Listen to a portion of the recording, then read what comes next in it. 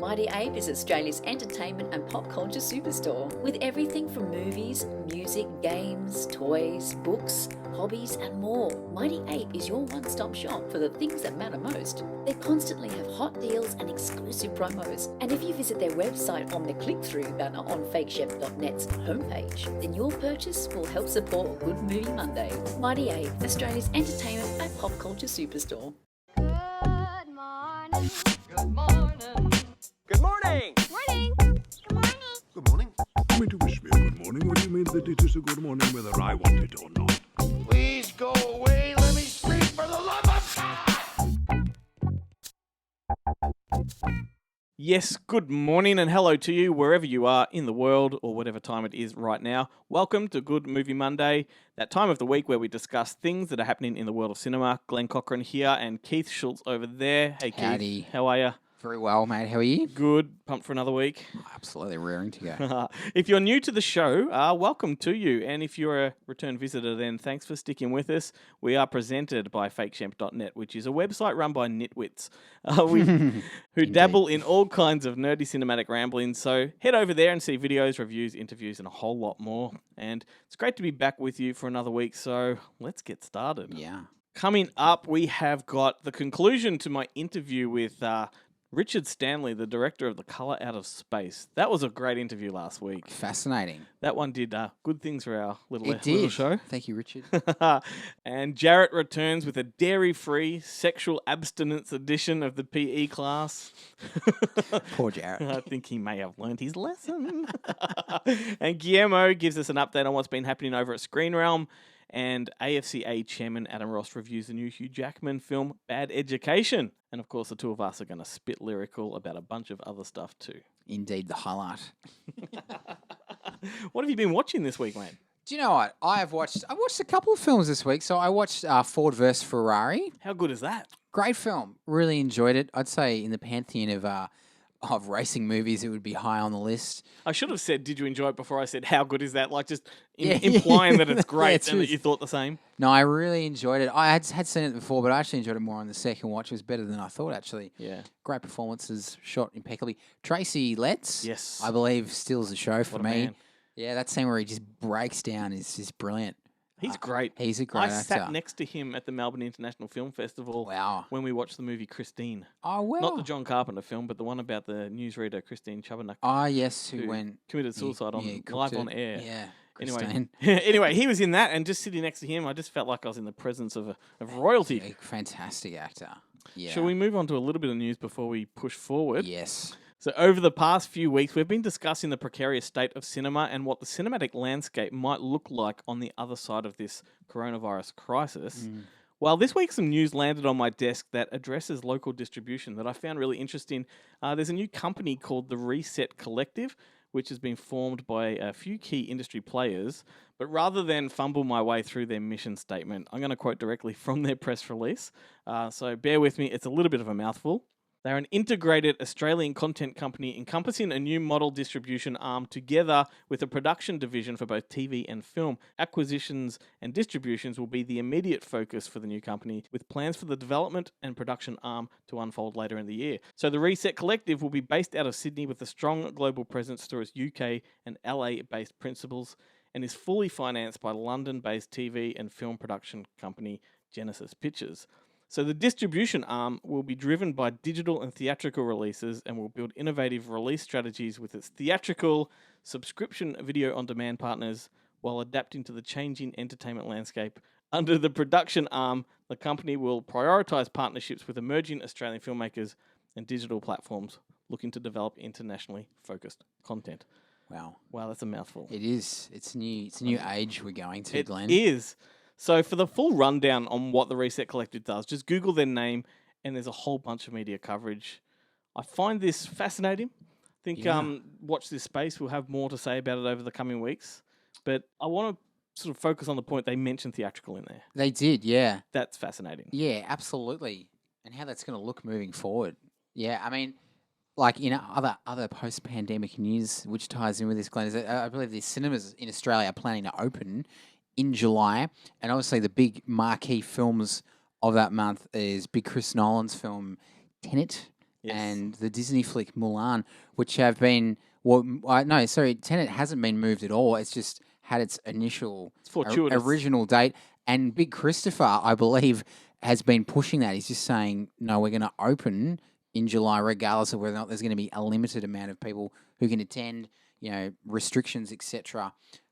Which I find I kind of admire the great This man is for. good. I mean, if you're going to pin all of your hopes on one person to help revigorate the theatrical landscape, it's Christopher Nolan. Absolutely. He's the champion of theatrical. He is. He's probably got the most power of an individual director currently working. Obviously, critically acclaimed, but people go and see his films in large numbers, don't they? Yeah. So, and I admire the fact that he's kind of like sticking to his guns. I believe he's been pushing Warner Brothers on this, who I think they wanted to move the date later. Yeah. And he's like pushing back. No, we're going to stick to this date because I think maybe it's a means to an end, and also the model doesn't. Like the opening weekend doesn't have to be this huge box office number. It's maybe playing the long game where a film can stick around longer and chip away at the overall gross, which is, a different mindset. That's a good point. And in the States, they don't have to contend with Universal. Indeed, no. So I read this too. And so the estimated date is around July 16th. Yes. Depending on whether the government sort of give their go-ahead and all that yeah. kind of stuff, and it's safe to do so. But that's interesting, and that's fascinating, and that's exciting. It's amazingly exciting. Imagine having a Christopher Nolan film to go see in July, given... One that looks as good as this one does. I know. It's going to be a big hit. So also, we had the Melbourne International Film Festival announce a new online program called MIF 68.5. Wow. Which is to be like a reimagined celebration of cinema online featuring a schedule of films and events, all streamable across the original 2020 festival dates. Wow. So essentially, they've moved their festival online. Wow. Yeah. So from August 6th through the 23rd, MIF will be forging ahead virtually and continuing to showcase films from around the world and locally. Wow. So tickets, I believe, go on sale around July 14th or something, but that's good too. But this leads me into a discussion I want to have with you real quick. So with all of these subscription-based video-on-demand platforms that are starting to pop up with festivals and various events, on top of regular streaming services like Netflix and Disney Plus and all the others, are you likely to pay for these sort of things? Probably yes. I'm going to say yes, but it does depend on what films are going to be put on there. See, this as is well. where, I'm just curious to find out what people are going to do, because for me, paying money for these sort of streaming services, I guess the feeling of bang for buck for me comes with going out and experiencing theatrical. Okay. Yeah. Do I feel there's bang for buck if I'm still at home, I've got all these other streaming services? I've got to really, really want to see a film to pay more for it. I agree. I kind of agree with you. It would depend on. I wouldn't just pay for it just because there's a whole bunch of films being released. There'd have to be a few in there that I'm really eager to see this, and I don't want to wait, and I'm happy to watch it at home. So it would depend on the titles. Yeah. But if there was a couple of films that I was incredibly excited for, have anticipated, followed production, I would probably pay the whatever it is, the $20 to see it, because I believe in obviously being of the home entertainment generation, probably a lot of the my favorite film experiences have happened on the couch at home. Yeah. So as much as I love going to the cinema, and I hope that continues, and will advocate that, I've had probably as many satisfying experiences seeing movies at home. So I'm kind of okay with it, Sure. But and if I really enjoy a film and it gets released on a cinema screen as well as home, I'll probably do both. It's so strange because for me, the media environment that I work within, most of the films I see are theatrical. Absolutely, yeah. And seeing films for the first time with an audience is completely different from watching a film for the first time at home, which I also watch, through media screenings and screeners and things like that. And so, I can separate the two, and I know which one I'd prefer. Yeah. And I'm just wondering if the average Joe would be willing to fork out money. Yeah, I think it's a good point. I think it would have to be. I think that if it was a film that they were highly anticipating, and I don't know how for the average Joe, I don't know how many films they highly anticipate. Yeah. And there might be 4 or 5 for the year that they're really keen on seeing. And I guess when you've got something like MIF, they do have their audience. They do, their yeah. MIF goers, their members, and for lack of a better word, the average Joe doesn't follow what they do anyway. I agree. So I think for a film festival like that, I think part of it is the fact that you are going to a cinema and communing with people. So they would lose a bit. I'd be interested to see how much business they pick up online with this format. Well, time will tell. We shall see. Yes. Let's throw to Jarrett and let's cross our fingers that he behaves himself this week. Yeah, Jarrett, we're listening, son. Hey, this is Jarrett and welcome to PE class. Now this week, this segment is going to be free of sexual references and also dairy free. In fact, I'm going to keep it clean like my friend Teddy the Mule. Teddy the Mule is clean and sober these days, but how he got his name the Mule, it's because, he had a lot of drugs up his rectum and he was travelling all around the world to deliver said product to people, and he had to kind of walk to him like a cowboy, maybe in fact like he'd been riding a mule. And another thing about Teddy is he's actually a bit of a showman, and this is one of his songs. Smoking ice in me peace pipe, smoking meth in me deathbed.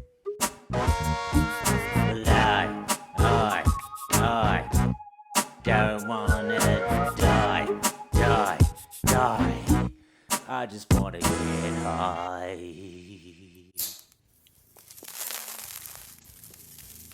But anyway, moving on to this week's home entertainment releases. First up, we've got Defiant Screen Entertainment, who are releasing A Good Woman Is Hard to Find, which is an amazing film. We played it at all the Fangoria Times Monster Fest festivals last year across Australia, and I couldn't recommend seeing it enough. It's being released to DVD via Defiant Screen Entertainment. Then next up from Disney Fox, we've got Underwater, which I've talked about before because this is, again, a pretty underrated and very cool film. A film that was shelved for a period of time by 20th Century Fox and then released by Fox Disney in January of this year theatrically. And unfortunately, it's only coming out on DVD. There is no Blu-ray or 4K happening locally. In fact, there's no 4K happening anywhere in the world anymore, but it has been released on Blu-ray in the US. So Underwater, definitely a contender for the best underwater creature feature horror film since, oh god, I can't even recall, probably since Leviathan in the late 80s.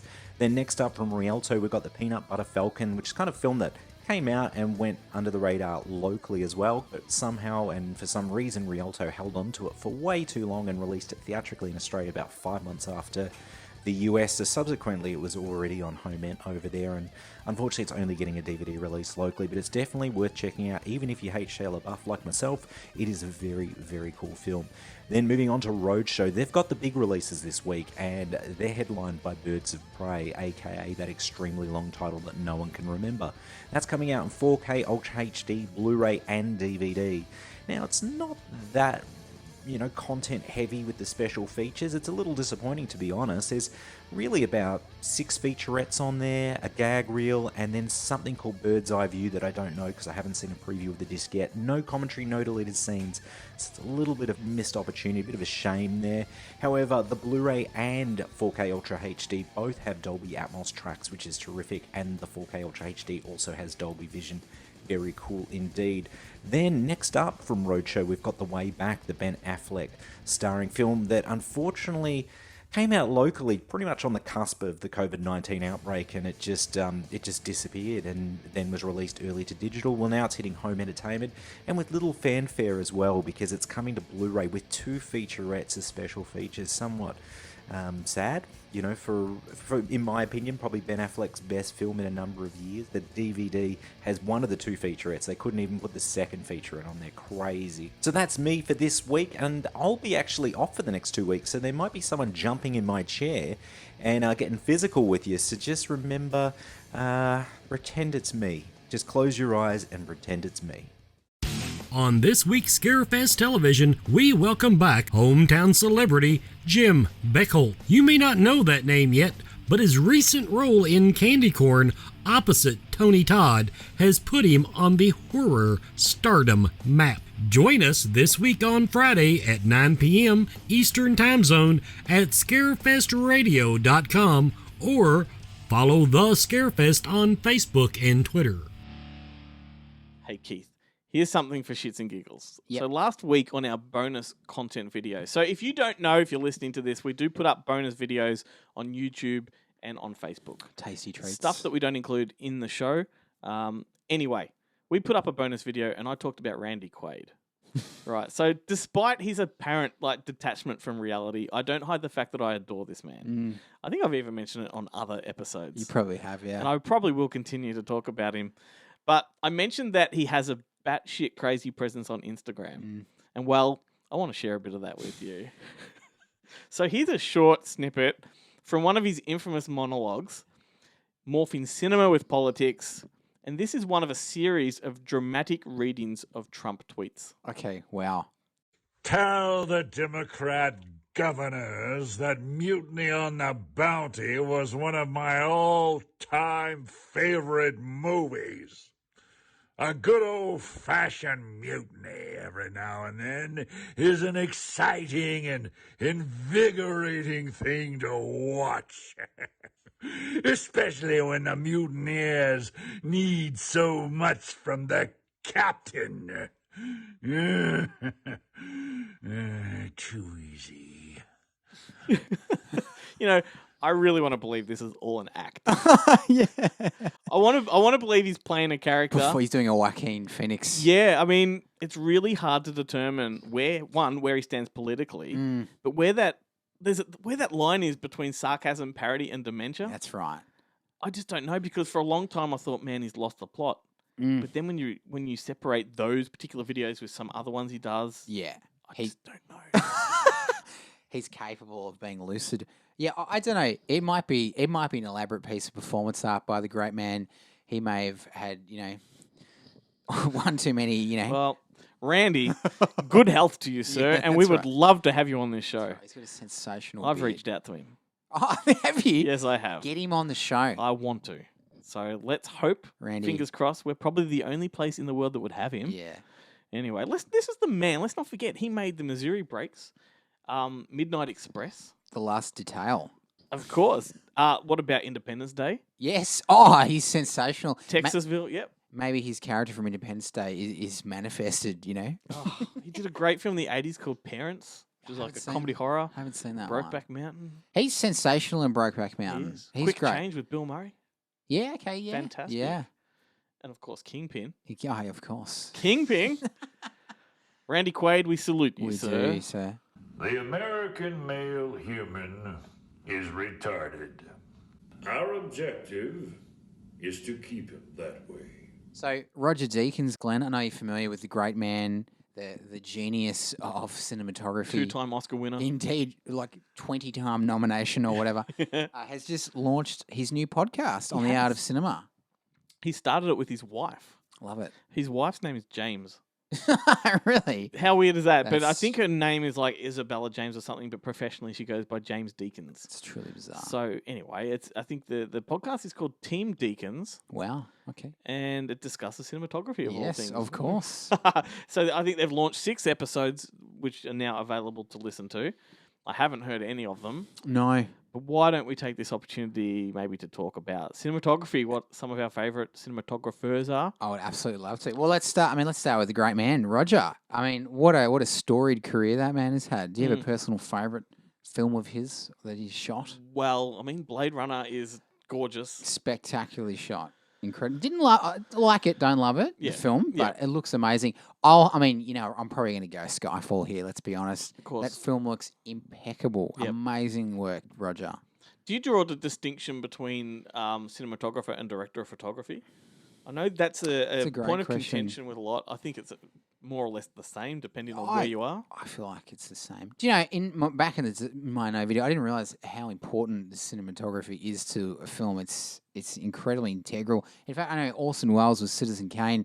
If you look at the credits of Citizen Kane, it says director Orson Welles, Yeah. photographer Greg Toland, the cinematographer. He put him on the same level. Yeah. Because that's how vital a Well, they shoot the cinematographer film. is. That's right. Yeah. Like a lot of people that don't know how films are made don't know that the director doesn't hold the camera. No. The director's not pulling those shots. That's right. Yeah. In fact, the cinematographer's not pulling the shots. The camera puller's pulling the Yeah, shots. that's right. Pull and focus. Yeah. Who are some of your favourites? I would say, well, I mean, look, I admire the work of Greg Toland, obviously shot Citizen Kane. Incredible work, Yeah. incredibly groundbreaking. I think Freddie Young, who shot Lawrence of Arabia, which has got to be, if you're going to do like top 2 or 3 greatest examples of cinematography, I'd probably put Lawrence of Arabia right up there. That is a phenomenal piece of work. You do kind of automatically want to go to the classics. That's right. Because they feel more cinematic. They might not be as technically as, No. astute as they are now. Yeah. But Incredible in your work. mind, like, that is where it's at. I would say Jeffrey Unsworth, who shot 2001: A Space Odyssey, which still is staggering. You were playing the character. He also shot Superman, the movie, which was his last film. I think he died before it came out. But 2001, what a staggering piece of work. And of course, I've got to go my boy Francis Ford Coppola, obviously the director, but the film Apocalypse Now, which if I had to pick one film as an example of incredible cinematography, it would be that, which I believe is Vittorio Sotaro. I think I've got That sounds about right, yeah. There's the Italians. Tonino Delli Colli, who shot Once Upon a Time in the West. Do you know, there are so many cinematographers that I have no idea how to pronounce their names. No. Even some of the ones I love. Yeah. So, like, for me to play to my character, I'd have to say Janusz Kaminski, who pretty much shot every single Spielberg film from Schindler's List on. Schindler's List, staggering piece of work. Yeah, amazingly well shot. Think of all the films he's done since then, right? This is the guy that's done them. Like, so we're talking everything from like War Horse, quite remarkable. Yeah. The Post, simple. Saving Private Ryan. Staggering. So many films in there. But the style and the juxtaposition between them, like you go from War of the Worlds to Amistad to like, this guy did it. Yeah. So another one that came to my mind, I didn't know his name. I had to look him. Like, I know the films he does, but I didn't know how to pronounce his name. Emmanuel Lubezki. Yeah, I was actually going to mention this guy. This guy's a weapon. Yes, so he's done like Gravity, The Revenant, Children of Men. Yeah. Children of Men, what a film. Yeah, I mean, he employs realism. You know, like there's much more to it just being like beautifully shot. It's gritty and it's raw. Yeah. And it feels like you're looking at a slice of life. Oh, The Revenant. The Revenant's got amazing cinematography. Yeah. Mind you, this guy did do Tree of Life, and we'll forgive him for that. Yeah. Yeah. Roger Ebert, one of the top 10 greatest films of all time, according to Roger. Wow. Not according to you. He was sick at the time. Yeah, he was. One I want to mention, for a number of reasons, Takeo Sato. Now, this is a guy that shot quite a few Kurosawa films. Yes. So, firstly, I like what he does. So, I've thought films like Dreams, which is my favorite Kurosawa film. Love it's that, just don't you? beautiful. He did Cage Musha and Redbeard. Did he do Ran?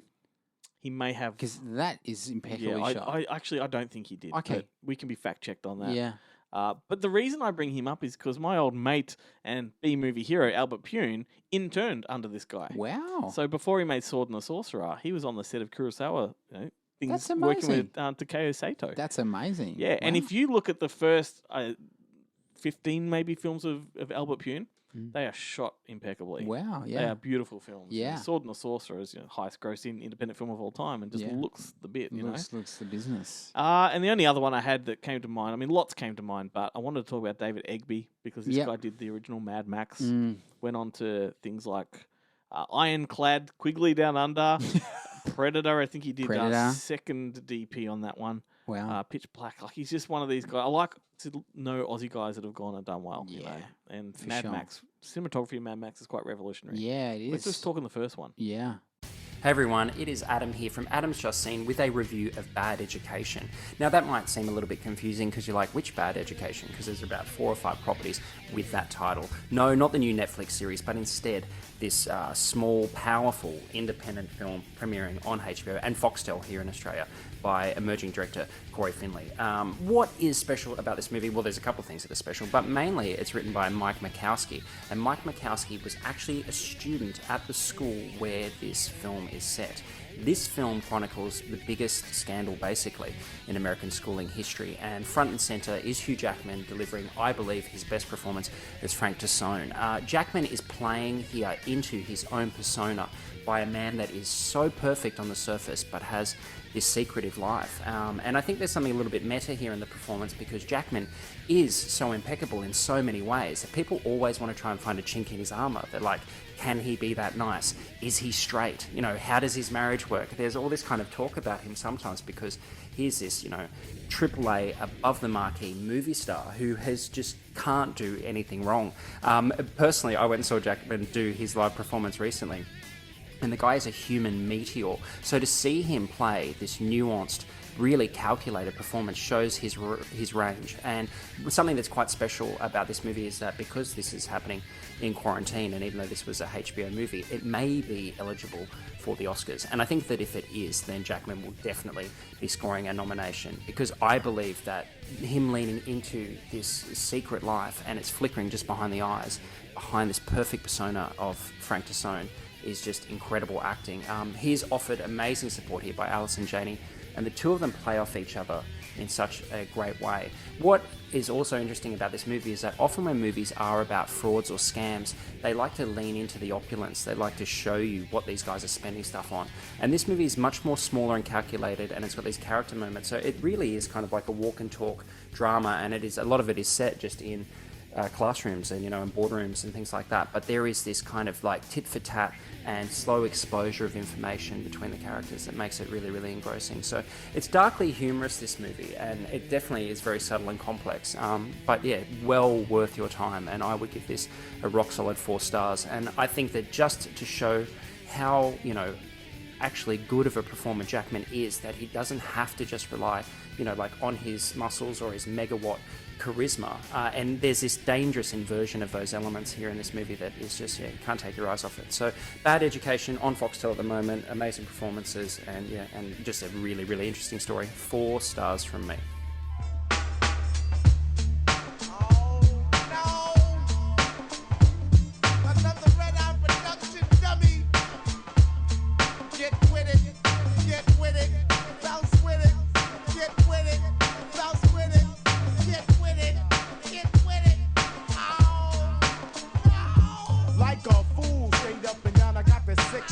Right over left, and when I step, I snatch a bitch by your hip. Better know I beat it in you to all the ED. Yeah, I'm bagging boots like a Fendi, cause I'm a black and over. In other words, I'm pimping. So hun, come out them clothes and let's go skinny dipping. What you hooker? A hook, line, and sinker for your booty cat. The He-Man riding ass like a battle cat. Row, row, that's the beast in me. Hey, yo, don't try to fuck around with Red Drum and Big G. Cause D, word to God, hitting hard, got the lethal weapon. Bitches can't fuck around. Honey dip, bend over, let me ride you like a Lexus. No question, always smoke Buddha when I'm sexing. Ain't nothing to it but to do it, baby Paul. Looking all good, looking like a superstar.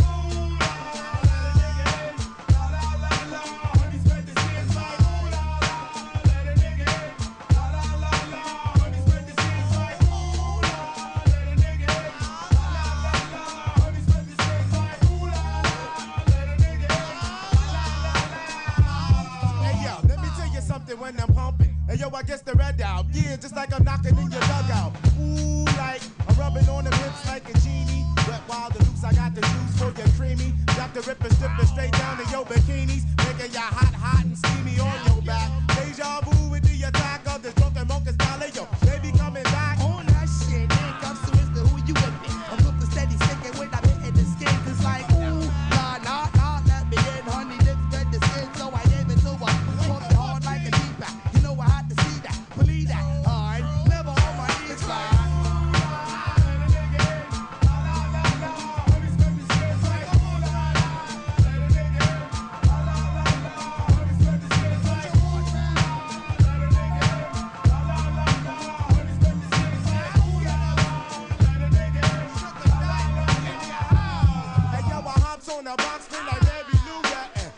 Latex and ass whip is what you get. Mama be in the gutter, but the rubber, you ain't seen up the sugar. I game bang your boots and get that loose for my nigga. No joking, I leave your boots smoking. Smoking when I'm stroking, and leave the door open. With your head every which way you wake up in the mess. I'm a dirty rotten nigga. You won't get dressed. Hey yo, he got your pants, I got your pants, but you got joking. Looking for me, but I don't really rest in Brooklyn. Last night I was in the crib with this honey dip. I mean honey dip, she flipped and gave me head.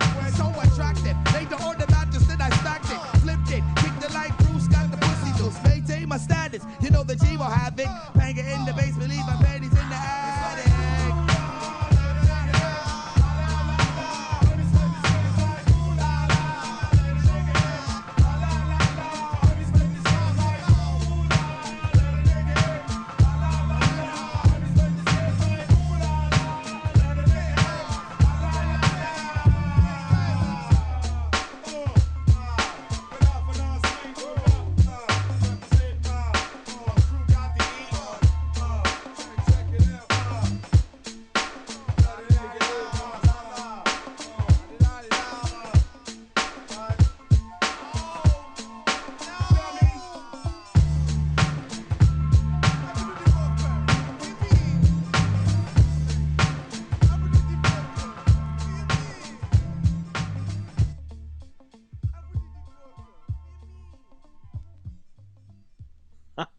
That was Ooh La La by Red Eye.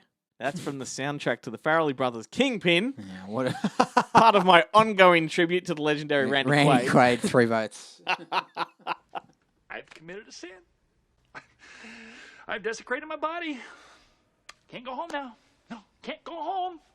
But anyway, rein it in, Glenn. This is not all. This is not all about Randy Quaid. No. Last week, our interview with Richard Stanley gained quite a bit of traction.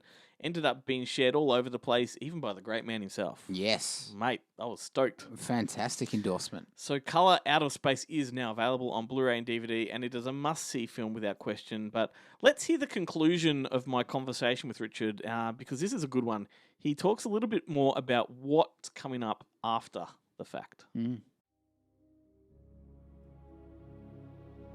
So obviously in Colour Out of Space, Nicolas Cage gives a tour de force performance. But I think the other standout performance was, as far as I'm concerned, young Julian Hillard, who plays his son. Was there a challenge with directing kids that you hadn't expected? Well, they do say don't work with children and animals. Obviously, we had Julian, who's 7 years old in the movie, as well as a herd of alpacas and 2 dogs and a horse and 1 cat. It was kind of a big ask, but we were super lucky with Julian, who's extremely good at being a creepy kid. He came off straight off the television, Haunting of Hill House, and right from the beginning was doing crayon drawings of monsters everywhere. As I was walking past his hotel room in the morning, so I would see the monsters he'd drawn in the condensation on the inside of his windows. And so very rapidly rolled that into the character, just gave the character a sketchbook and said start drawing. Julian spent the whole time drawing different terrible things, usually with specifications as to how tall they should be, and running up to me and excitedly explaining. But I think if he keeps going this way, he's going to be a genre director. He was watching very carefully what I was doing most of the time on the set. And I don't know if he's seen the whole movie yet. I know he's been trying to watch the film. Generally has, each time gets a little bit further before it gets too scary and he has to actually leave. But at some point he'll manage to make it the whole way through. Well, he's a future horror star. He's actually got 2 new horror projects lined up already, so I'm looking forward to seeing what this kid's journey is going to look like. Yeah, and I'm looking forward to seeing more. I do feel that if he manages to survive childhood and being a creepy kid, he's got some kind of career ahead of him in the industry. So in the last few months, the film has blown up all around the world. Social media is going nuts for it. Did you honestly think that it would have such a huge response?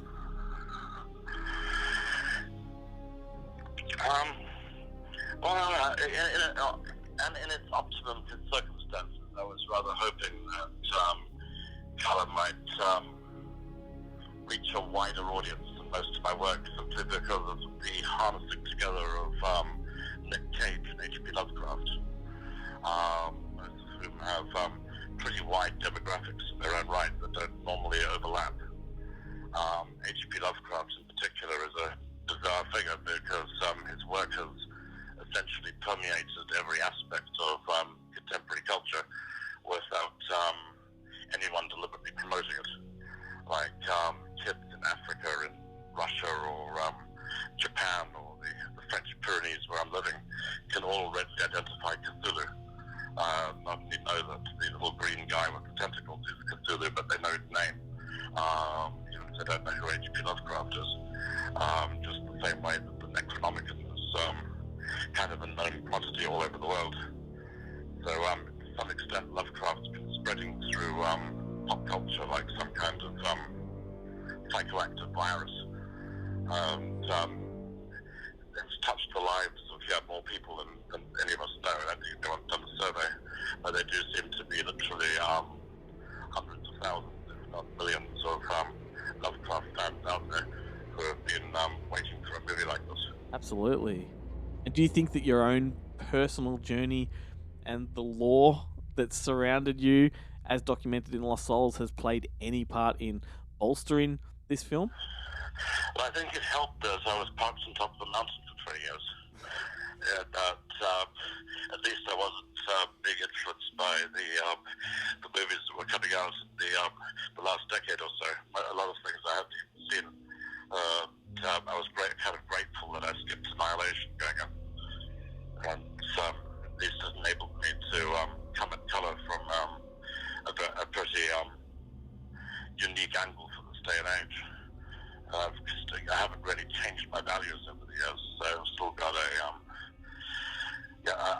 I still like my physical makeup effects, my gore effects, and my black humor, and along with my bright primary colors, as much as I liked them in the early 90s. That is music to my ears. So, what's next for you? So, given the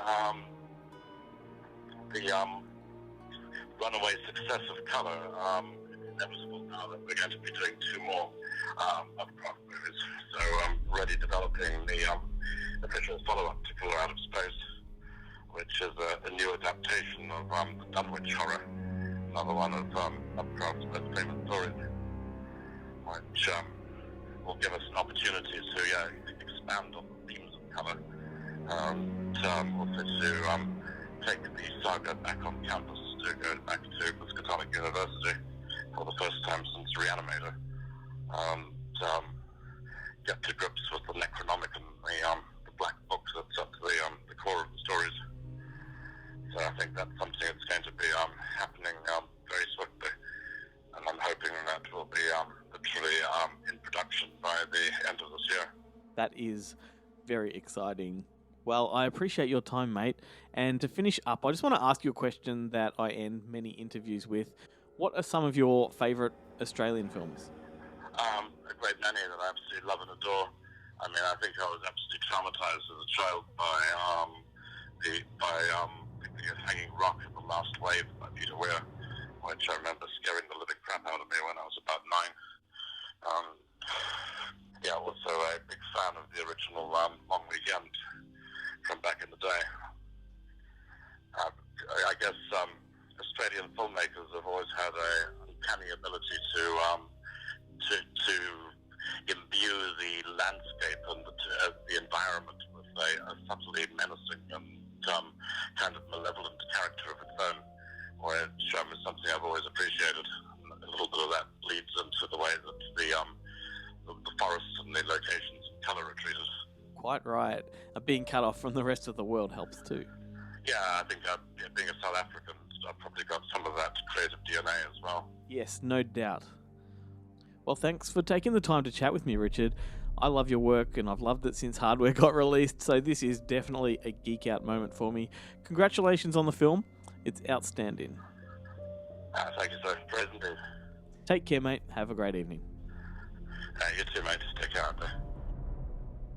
You know what was really frustrating about that interview in retrospect? It was recorded late last year, right?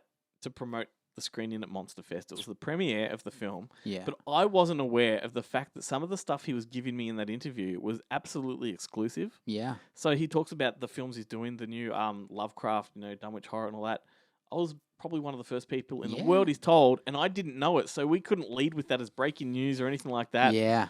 Because only now a news outlet's starting to report this as like, oh my God, look what he's doing now. And I'm like, You had it months ago. I had that. Yeah, that's right. You had the scoop. Oh God. Yeah. Anyway, Color Out of Space is now available on Blu-ray and DVD through Umbrella. As I said, it's a fantastic release, and the documentary we discussed last week, Lost Soul: The Doomed Journey of Richard Stanley's Island of Dr. Moreau, is included as a special feature. Awesome. So that is worth it for the price alone. Absolutely. Brilliant stuff. So thanks again to Stack Magazine for allowing me to play the full uncut interview. As I always say, it includes the stuff that didn't make it to print.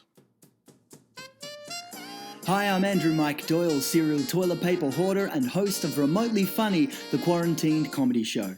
Each week during isolation, we're bringing you the best of Australian comedy direct from their homes straight to yours. Submissions are open for comedy acts to appear on the show, and we'll be airing episodes each week on our dedicated YouTube channel. They'll be available to watch online after all our live screenings. See facebook.com/remotely funny for all the details. What's going on, everybody? Happy to be back on Good Movie Monday. Hope everyone's doing well out there. Let's start covering some of the news that we've covered on ScreenRealm.com, Australia's favourite entertainment website. Not content with risking his life on Earth, Tom Cruise has decided to risk it in space. The Mission Impossible star plans on making an action-adventure film completely shot in space, and he'll be working with Elon Musk's SpaceX company and NASA in order to pull it off. It's still early on in this project, and no studio or filmmaker has been named as yet, and this is true, NASA has confirmed it. Oscar winner Taika Waititi is set to tackle a much bigger chapter in that galaxy far, far away. After directing an episode of The Mandalorian, Waititi will now be directing and co-writing a Star Wars feature film. Joining him on the screenplay is Christy Wilson Cairns, who earned an original screenplay Oscar nomination for co-writing the masterful war drama 1917. No further details have been announced regarding Waititi's Star Wars movie, although it's at least known that the film is planned for a theatrical release and not Disney+. Dwayne Johnson and Emily Blunt are set to reunite in a potentially big project that's starting to take shape. The stars of Disney's upcoming Jungle Cruise film are attached to star in Ball and Chain, an adaptation of a 1999 comic by Scott Lobdell. The project comes with a script by Emily V. Gordon, who co-wrote 2017 feel-good comedy The Big Sick with her husband and star Kumail Nanjiani. The Ball and Chain comics tell of Edgar and Mallory Bolson, a bickering couple who have basically decided to throw in the towel with their descending relationship. Everything changes when a mysterious meteor immerses the couple in extraterrestrial energies that bestow them with superpowers. The powers, however, only work if they are working together. There's no studio on board as yet, but it looks like Netflix is on the way to winning the bidding war. More Netflix news: the streaming giant is on the way to making Bright 2. That's right, a sequel to the 2017 action fantasy starring Will Smith and Joel Edgerton is now in the works, with director Louise Leterrier in talks to take the helm. Leterrier's credits include The Transporter, Unleashed, The Incredible Hulk, and Now You See Me, as well as all 10 episodes of Netflix series The Dark Crystal: Age of Resistance. No plot details for the sequel are known at this time, although the follow-up will reportedly be expanding the story from the streets of LA to an international stage. And it appears that Chris Hemsworth's Netflix action movie Extraction will indeed be getting a sequel. Extraction screenwriter Joe Russo has officially signed a deal with the streaming giant to write a script for a second film. No surprise really, since Extraction is set to become Netflix's most watched film ever. Nicolas Cage will be playing Joe Exotic. That's right, the Oscar winner is set to play the subject of Netflix's hit docuseries Tiger King in a scripted 8-episode show based on the 2019 Texas Monthly article titled Joe Exotic: A Dark Journey into the World of a Man Gone Wild. Dan Lagana, who served as a showrunner on Netflix mockumentary American Vandal, will be on board as writer, showrunner, and executive producer. Cage is also among the executive producing team. Couple of reviews up this week. The first from John Noonan for Hearts and Bones, an Australian film starring Hugo Weaving. The film has Weaving playing a war photographer who is preparing an exhibition of his work from the world's war zones. He soon meets a man whose village was massacred and who appeals to him to not have those photographs in his exhibition. John Noonan absolutely loved this film, giving it a rare 5 stars. In his review, he commended the performances and called the film absolutely powerful. I quote, "Hearts and Bones tries to cover a multitude of issues from immigration to masculinity, and the fact that it manages to do so, giving equal weighting to each one it tackles, solidifies the notion that it is indeed a classic piece of cinema." Madman Films has already released the film digitally, and it will be on DVD on June 3rd. The second review we had go up was from Adam Fleet for a movie called Blood Quantum. Zombies are coming back to life and infecting everyone, except there's a group of indigenous inhabitants who are strangely immune to this zombie plague. Adam mostly enjoyed the film, giving it 3 out of 5 stars. In his review he wrote, "It's refreshing to hear an indigenous voice in horror, and it's quite a feat to bring any new idea to the zombie genre. Those less jaded with the zombie movie deluge of the past decade will have a blast with Blood Quantum, as it is a well put together, bloody horror movie that ticks all your undead boxes. 3 out of 5 stars. We also have a new giveaway up right now, this one thanks to Eagle Home Entertainment for the release of Bloodline, starring Sean William Scott. From the producers of Us and Get Out, Bloodline is an ultra-violent thriller in the vein of Dexter. Sean William Scott plays Evan, who values family above all else, and anyone who gets in between him, his wife, and his newborn son learns that the hard way. But when it comes to violent tendencies, it seems the apple doesn't fall far from the tree. It comes out on DVD and digital May 20th. That's it for me, guys. Hope everyone's doing okay out there. Be sure to follow Screen Realm on Facebook, Twitter, Instagram, YouTube, all that jazz. Thanks so much. I'm out.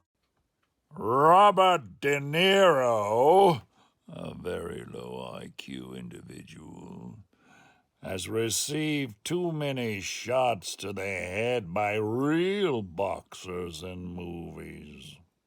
I watched him last night, and I truly believe he may be punch drunk. I guess he doesn't realize that the economy is the best it's ever been, with employment at an all-time high and many companies pouring back into our country. Wake up, Punchy! I think it's about time we recommend some more movies. I'm raring. I love this part of the show. Keith, what film do you recommend our listeners watch this week? And is it boring? It's not boring. It's never boring with me, Glenn. Is it typical of me? A resounding yes. But it's probably by one of the 2 or 3 most famous directors of all time. It is a film by Stanley Kubrick. It is, though, not one of his more famous ones. It is No, go on. There you go. The Killing? Indeed. Nailed it. And I And haven't. he just nailed it. Yep. He saw through me. Yeah, it is The Killing, the 1956 film noir heist thriller. Innovative, groundbreaking. You did lead in with the, so I thought of... That's right. What a film. Non-linear has inspired a lot of films. I believe there's some Reservoir Dog vibes, or should I say there's some killing vibes in Reservoir Dogs. Yes. Sorry, Quentin. But what a great film starring Sterling Hayden. What an actor Sterling was. Underrated, I feel, in some great films.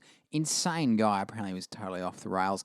Was offered the role of Quentin Jaws, but didn't take it, I believe, before Well, that Robert was shot. fortuitous, wasn't it? Indeed, because Robert smashed it out of the Yeah. park. Anyway, I digress. The Killing. It's a heist film. It's about the good old boys who want to rip off the horse racing track. It's non-linear. It has a bit of a twist ending that still guts me. If I didn't know it was directed by Stanley Kubrick, there are some cues, some visual cues, but his style, he wasn't the great man, was he? It was only his 3rd film. Yeah. He used to punch him out then. He made one in 53, 54, and this is 56, and he did another one in 57. Then he took 10 years between films once he became famous. But I'd recommend it. It's an easy watch. Yes. It's short and sharp. It's about 80 minutes. Pre-auteur. Indeed, yeah. It was before he was the great man. Yeah. I believe the next year he made Paths of Glory, and that was when he became... I have not seen The Killing since my film school days, Yeah. which was over 20 years ago. That's right. I need to revisit. Absolutely. Actually, I saw it on a shelf the other day for sale, and I thought, I've got to get that in my collection at some point. Yeah, I was going to say the Blu-ray print is sensational. Looks great, crisp, really brings out that Well, then, cinematography. hopefully by the time we talk next week, I will have it in my Indeed. hands. And we can have some banter. Yeah. So I've been watching a lot of Aussie films lately. I know. It's all over my social media. This week I'm recommending a 1990 teen rom-com called The Big Steal. I reckon I've heard of this. This one is so good. It's directed by Nadia Tass. Now, this came right off the success of Malcolm, I believe. Oh, Malcolm. What a classic. What a classic, absolutely. But the film is a sweet story about a teenage guy, played by Ben Mendelsohn, who tries to impress a girl, Claudia Carvin, by buying a Jaguar car.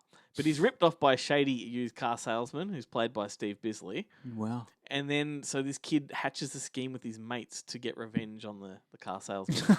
It is a dynamite film. Easily one of the best Aussie comedies in general. Yeah. One of the best teen rom-coms in the world. Like, it's just that good. It's a brilliant slice of Australiana, particularly if you live in Melbourne. Yeah. There's a real Melbourne-centric thing going on here. I love that. Yeah, so Mendelsohn is great. Claudia Carvin is great. Damon Harrington, the guy that is from like Once Upon a Time in Hollywood, played Charles Manson. He's in it. Mindhunter. Wow. Yeah, he's one of the lead sort of friends in it. He's hilarious. Wow. He was only about 16 at the time. Yeah, I was going to say he'd be a pup. Some would say legendary actor Marshall Napier is great, and Steve Bisley is absolutely hysterical. I think it's the best thing he's ever done. Wow. So it's on Amazon Prime. Just go watch it. It's I'll have to go and check that one out. of the best. I love it. Love a bit of Mendelsohn. Should we announce last week's winner? We should. All right. So a lot of you were sharing and bantering and commenting with us on social media last week, and one in particular caught my attention. David Spratt. David. So David, just for doing what you did, you've won some movies. They're mystery movies. You're not going to know what they are until they rock up at your doorstep. They're tasty mysteries. The post is quite heavily delayed at the moment. Indeed. We awarded Brody several weeks ago, and he only just received his prize. Finally got it. No, sorry. I hope you've got a lot of patience there, David. Your movies are on their way. So if you want to win a mystery movie prize pack next week, I've got a secret bunch to give away. So continue interacting with us on Facebook, YouTube, and Instagram. It's as simple as a share, a comment, or a like. And we're going to just pluck that winner at random on next week's episode.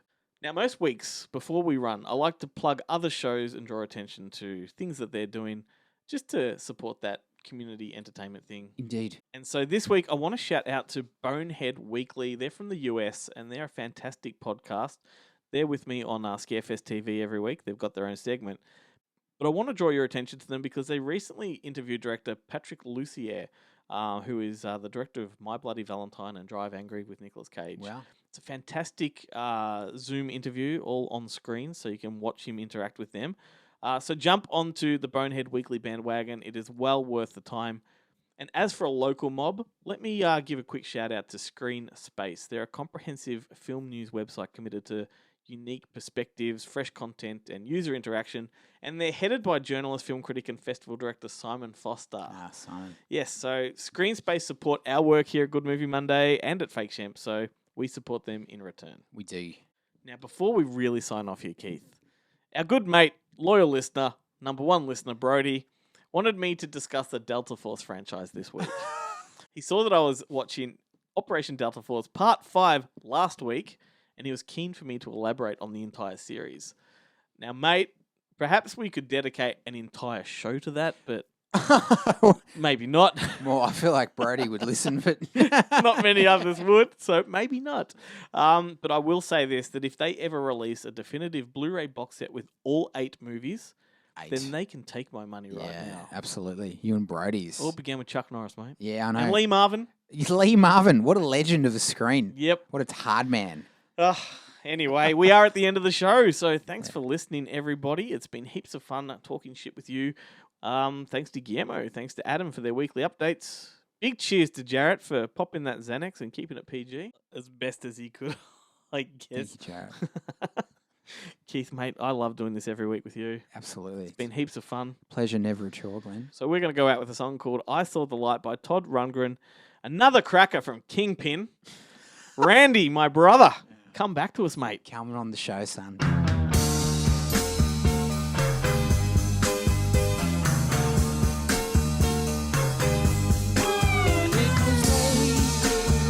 Last night, I was feeling something wasn't right. There was not another soul in sight. Only you, only you. So we walked alone, though I knew that there was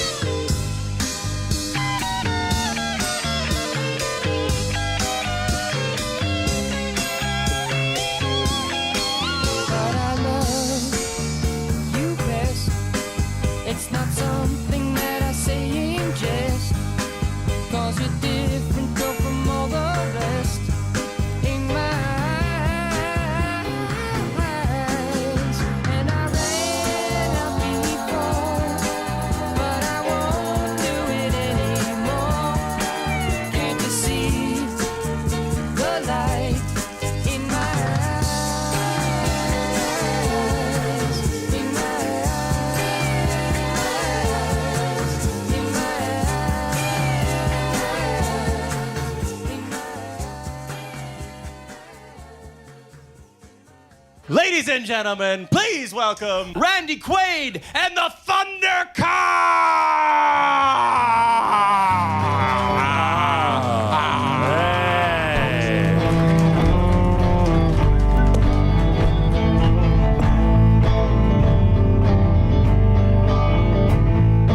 Hey, bro, I don't know, but there's a certain so-and-so sleeps in your bed most every night. She's not your average Joe.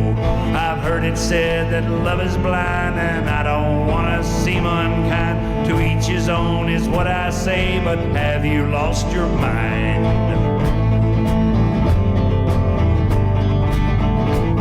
Now you may think your wife that's some kind of beauty queen, but I don't think that she's the kind of queen you really mean.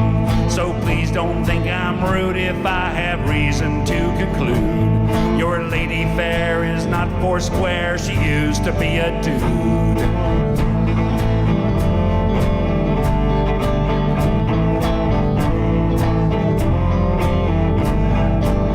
Oh yeah, dude. She used to be a dude. Now tell me true. Tell me if you knew. Did you have a clue when you said I do? Or is it just between you two? She's a he that's become a she with the help of drastic plastic surgery. They changed the plumbing and the way she pees and the nature of her sexuality.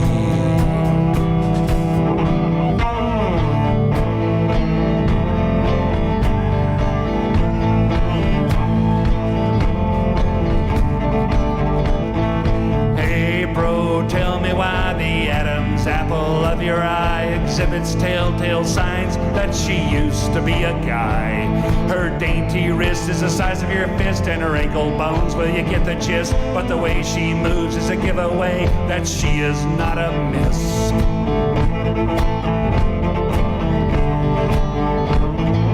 That's okay if that's your world. She really is a prince of a girl. If a tranny spouse floats your boat, then let the sails unfurl. There's really none of my affair. If she's a he, what do I care? But you're my bro, I'm here for you. There's nothing we can't share. Like for instance, dude, she used to be a dude. Now tell me true. Tell me if you knew. Did you have a clue when she said I do? Or is it just between you two that she's a he that's become a she with the help of drastic plastic surgery?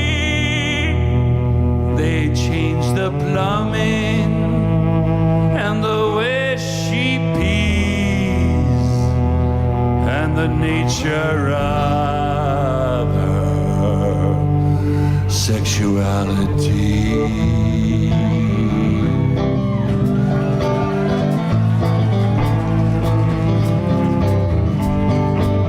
Oh yeah, dude, you used to be a dude.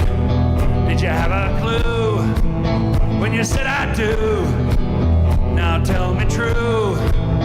Did you really know? Or is it just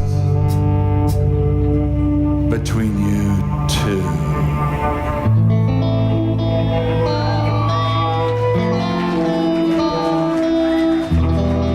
Thank you. It was the first time we ever done that one, but we really appreciate you.